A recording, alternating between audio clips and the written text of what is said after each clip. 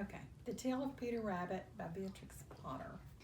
I'll be reading The Tale of Peter Rabbit by Beatrix Potter. I'm Daisy Smith Holsinger, and this is one of the stories that I used to read David when I could get him still enough to listen to me. That was when he's about 2 months old. It's The Tale of Peter Rabbit. Or we could almost say in the South, Beatrice. Once upon a time there were 4 little rabbits, and their names were Flopsy, Mopsy, Cottontail, and Peter. They lived with their mother in a sandbank underneath the root of a very big fir tree.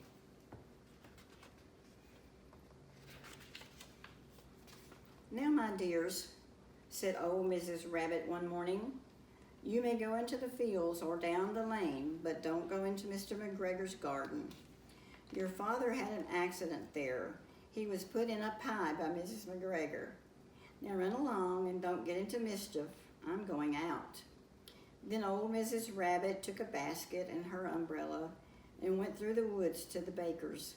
She bought a loaf of brown bread and 5 currant buns. Flopsy, Mopsy, and Cottontail, who were good little bunnies, went down the lane to gather blackberries. There they are.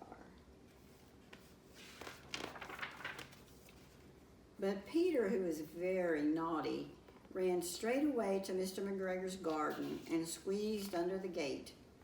First he ate some lettuce and some French beans, and then he ate some radishes, and then, feeling rather sick, he went to look for some parsley. But around the end of a cucumber frame, who should he meet but Mr. McGregor? Mr. McGregor was on his hands and knees planting young cabbages, but he jumped up and ran after Peter, waving a rake and calling out, "Stop, thief!" Peter was dreadfully frightened. He rushed all over the garden, for he had forgotten the way back to the gate. He lost one of his shoes among the cabbages and the other shoe among the potatoes.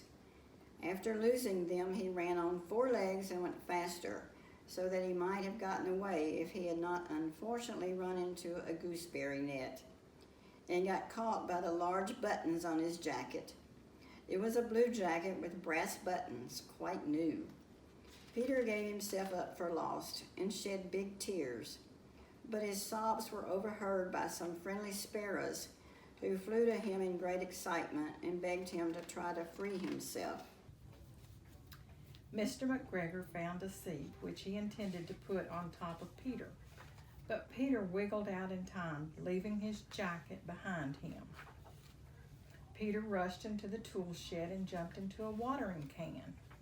It would have been a beautiful thing to hide in if it had not had so much water in it. Mr. McGregor was quite sure that Peter was somewhere in the tool shed, perhaps hidden underneath a flower pot.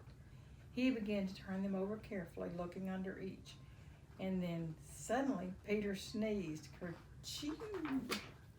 Mr. McGregor was after him in no time. He tried to catch Peter, who jumped out a window, upsetting 3 plants. The window was too small for Mr. McGregor, and he was tired of running after Peter. He went back to his work. Peter sat down to rest. He was out of breath and trembling with fright. He had no idea which way to go. Also, he was very damp from sitting in that can. After a time, he began to wander about, going hippity-hippity, not very fast, and looking all around. He found a door in a wall, but it was locked, and there was no room for a fat little rabbit to squeeze underneath. An old mouse was running in and out over the stone doorstep, carrying peas and beans to her family in the woods. Peter asked her the way to the gate, but she had such a large pea in her mouth that she could not answer. She only shook her head at him. Peter began to cry. Then he tried to find his way straight across the garden, but he became more and more puzzled. Presently he came to a pond. A very white cat was staring at some goldfish. She sat very, very still, but now and then the tip of her tail twitched as if she was alive. Peter thought it best to go away without speaking to her. If he had heard about cats from his cousin, little Benjamin Bunny. He went back toward the tool shed, but suddenly, quite close to him, he heard the noise of a hoe. Scratch, scratch, scratch. Peter scrunched underneath the bushes. But soon as nothing happened, he came out and climbed upon a wheelbarrow and peeped over. The first thing he saw was Mr. McGregor hoeing onions. His back was turned toward Peter, and beyond him was the gate. Peter got down very quickly off the wheelbarrow and started running as fast as he could go along a straight walk behind some blackberry bushes. Mr. McGregor caught sight of him at the corner, but Peter didn't care. He skipped beneath that gate and was safe at last in the woods outside the garden. Mr. McGregor hung up the little jacket and the shoes as a scarecrow to frighten the blackbirds away. Peter never stopped running or looking behind him until he got home to the big fir tree. He was so tired that he flopped down upon the nice soft sand on the floor of the rabbit hole and shut his eyes. His mother was busy cooking. She wondered what he had done with his clothes. It was the second little jacket and pair of shoes that he had lost in 2 weeks. That evening, Peter was not very well. So his mother put him to bed and made him some chamois tea. She gave a dose of it to Peter, 1 tablespoon to be taken at bedtime, she says. But Flopsy, Mopsy, and Cottontail had bread and milk and blackberries for supper. So much for being a little rabbit that won't mind their mama. Mm-hmm. Yeah. What does this story tell us about little boys and their moms? Mamas love them anyway, even when they don't mind. Yeah. So what's the moral of the story? Listen to your parents, maybe. I guess it pays to be a good bunny, doesn't it? The Cat in the Hat by Dr. Seuss. The Cat in the Hat by Dr. Seuss. The sun did not shine, it was too wet to play, so we sat in the house all that cold, cold, wet day. I sat there with Sally, we sat there, we two, and I said how I wish we had something to do. Too wet to go out, too cold to play ball, so we sat in the house, we did nothing at all. So all we would do was to sit, sit, sit, sit, and we did not like it, not one little bit. Bump. Then there was something went bump, how the bump made us jump. We looked and we saw him step out on the mat. We looked and we saw him, the cat in the hat. And he said to us, "Why do you sit there like that? I know it is wet, the sun is not sunny, but we can have lots of fun. That is funny. I know some good games we can play," said the cat. "I know some new tricks," said the cat in the hat. "A lot of good tricks, I will show them to you. Your mother will not mind at all if I do." Then Sally and I did not know what to say. Our mother was out of the house for the day. But our fish said, "No, no, make that cat go away. Tell that cat in the hat you do not want to play. He should not be here. He should not be about. He should not be here when your mother is out." "Have no fear," said the cat. "I will not let you fall. I will hold you up high as I stand on a ball, with a book in one hand and a cup on my hat. But there's not all I can do," said the cat. Look at me now, said the cat, with a cup and a cake on top of my hat. I can hold up 2 books.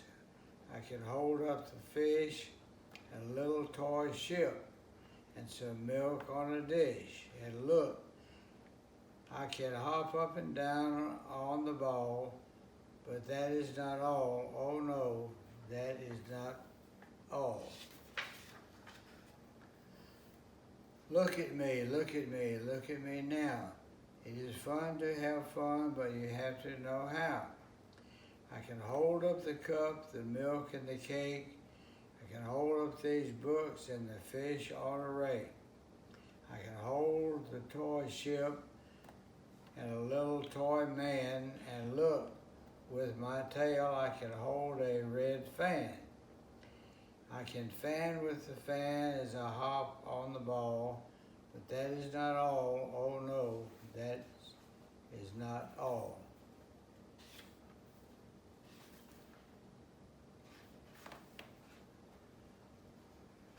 That is what the cat said. Then he fell on his head. He came down with a bump from there on the ball, and Sally and I said, we saw all the things fall. And the fish came down too. He fell into a pot. He said, do I like this? Oh no, I do not. This is not a good game, said our fish as he lit. No, I do not like it, not one little bit. Now look what you did, said the fish to the cat. Now look at this house, look at this, look at that. You sank our toy ship, sank it deep in the cake. You shook up our house and you bent our new rake. You should not be here when our mother is not. You get out of this house, said the fish in the pot. But I like to be here, or I like it a lot, said the cat in the hat to the fish in the pot. I will not go away, I do not wish to go. And so said the cat in the hat, so. I will show you another good game that I know. Then he got up on top with the tip of his hat. I call this game fun in a box, said the cat. In this box are 2 things I will show you now.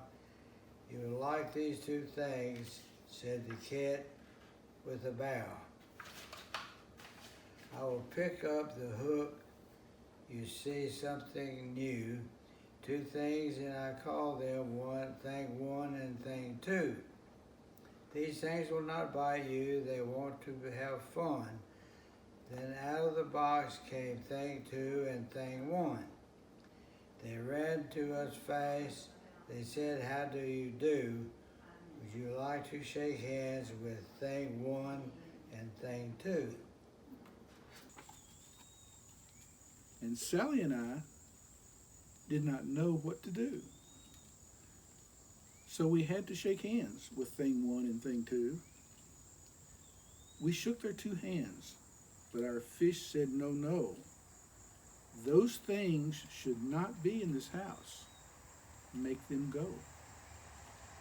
They should not be here with your mother when your mother is not. Put them out, said the fish in the pot. Have no fear, little fish, said the cat in the hat.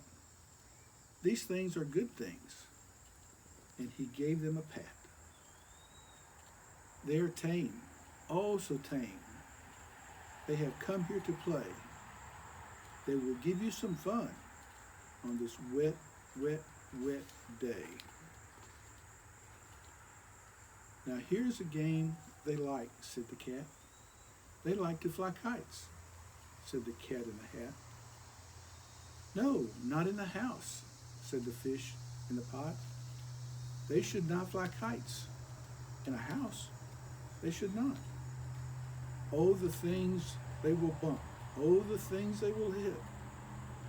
Oh, I do not like it. Not one little bit. Then Sally and I saw them run down the hall. We saw those two things bump their kites on the wall. Bump, thump, thump, bump.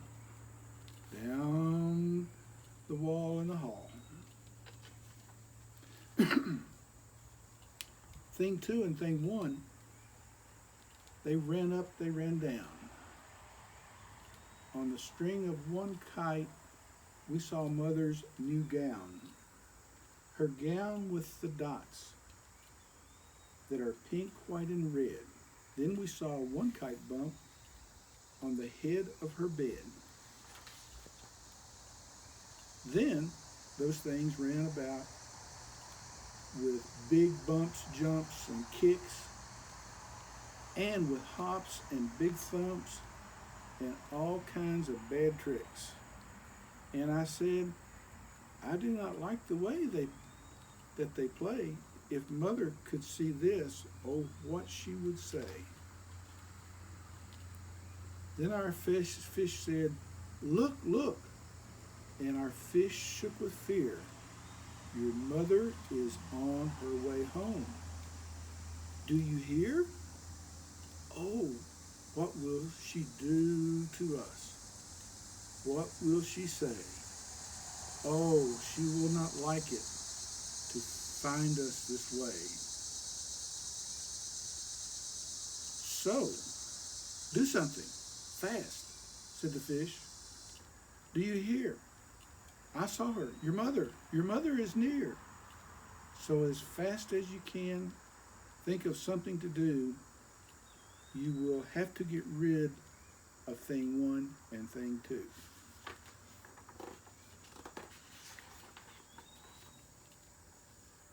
So as fast as I could, I went after my net, and I said, my net, I can get them, I bet. I said, with my net, I can get them, I bet. I bet with my net, I can get those things yet. Then I let down my net. It came down with a flop. And I had them. At last, those two things had to stop. Then I said to the cat, now you do as I say, you pack up those things and you take them away. Oh dear, said the cat. You do not like our game? Oh dear, what a shame. What a shame, what a shame. And then, who was back in the house? The cat. Have no fear of this mess, said the cat in the hat. I always pick all my playthings, and so I will show you another good trick that I know. Actually, can you read those 2 pages again? Because a fly landed on me and I shook the camera. Real bad. I'll go back to here. Okay. Then he shut up the things in the box with the hook, and the cat went away with a sad, evidently I turned 2 pages. 2 pages back? Because I did not read that before. Bob missed one near the end too, so It's stuck something together. sticky. Okay. Let's go back to what a shame, what a shame, what a shame. Okay. Okay. What a shame, what a shame, what a shame. Then he shut up the things in the box with the hook, and the cat went away with a sad kind of look. That is good, said the fish. That has gone away. Yes, but your mother will come. She will find this big mess, and this mess is so big and so deep and so tall, we cannot pick it up. There is no way at all. And then, who was back in the house? Why, the cat. Have no fear of this mess, said the cat in the hat. I always pick up all my playthings, and so I will show you another good trick that I know. Then we came.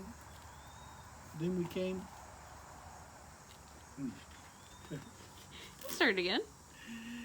Then we saw him pick up all the things that were down. He picked up the cake, the rake and the gown, and the milk and the strings, and the books and the dish, and the fan and the cup, and the ship and the fish. And he put them away. Then he said, "That is that." And then he was gone with the tip of his hat. Then our mother came in. She said to us too, "Did you have any fun? Tell me, what did you do?" And Sally and I did not know what to say.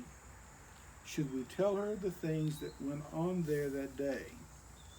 Should we tell her about it? Now, what should we do?